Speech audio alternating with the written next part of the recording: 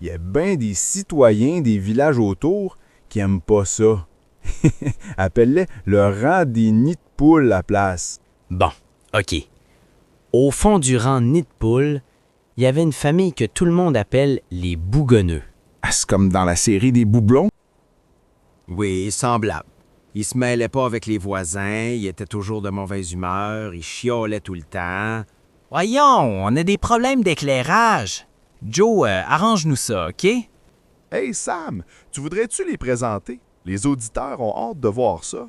Surtout mon beau-frère Bobby Desormeaux qui regarde nos vidéos bien effoiré confortablement dans son fauteuil.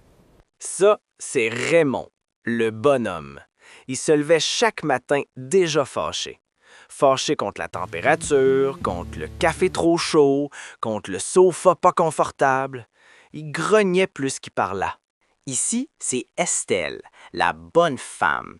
Elle soupirait sans arrêt. Rien n'allait jamais comme il faut. La maison était trop petite, le silence trop bruyant et la vie trop longue à son goût.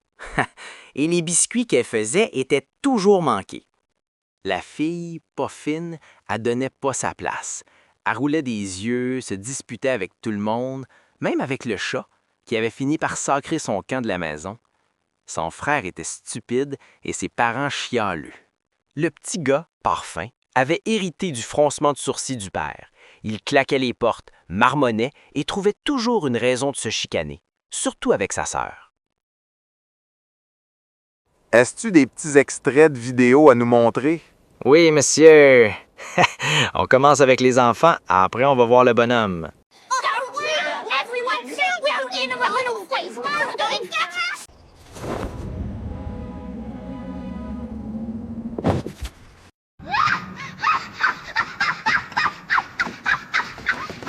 Voulez-vous prendre une raille de Michio? Tenez-vous bien, parce que ça va barouater.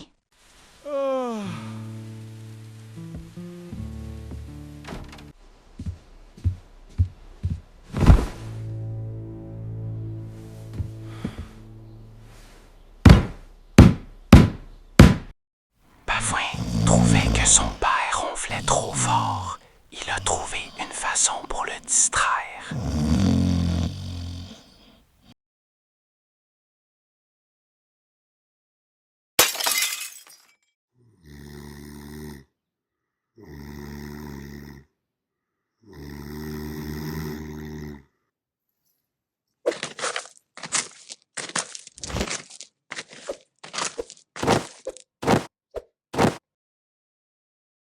Ah Noé, réveille! Viens me pousser sa balancine, grouille! Ça fait 6 heures que tu ronfles.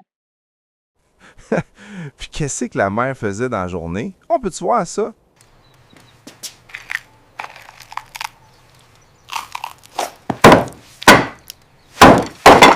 Maudite galette de beurre de pinot. Le bonhomme veut être encore enragé. Tiens-toi.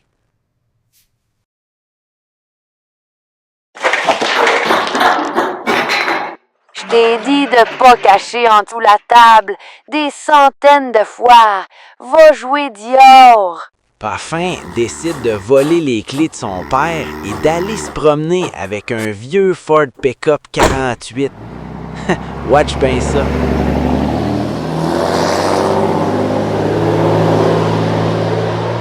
Raymond, lui, a décidé de fendre une bûche.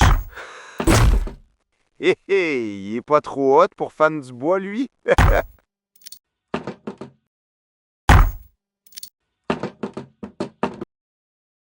Maudite as de cochonnerie, de joual vert, de putain! Ça vaut pas de la chenoute!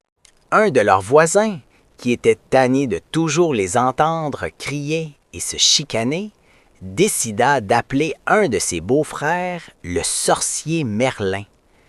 Il était excellent à prononcer des sorts avec sa baguette magique. Bonjour les bougonneux, je m'appelle Merlin le magicien. Je suis ici pour vous rendre heureux et arrêter d'écœurer tous vos voisins.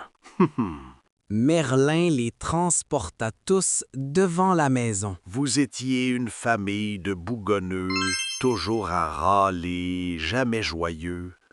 Moi, Sourcier farceur, bâton levé bien haut, je sens venir le rire, ça gargouille sous la peau. Par ce bâton magique, toc-toc, abracadabra, fini les longs soupirs et les pfff à chaque pas. Je déclare le sort, attention, pas de détour, vous voilà des gens heureux, souriants et de bonne humeur pour toujours.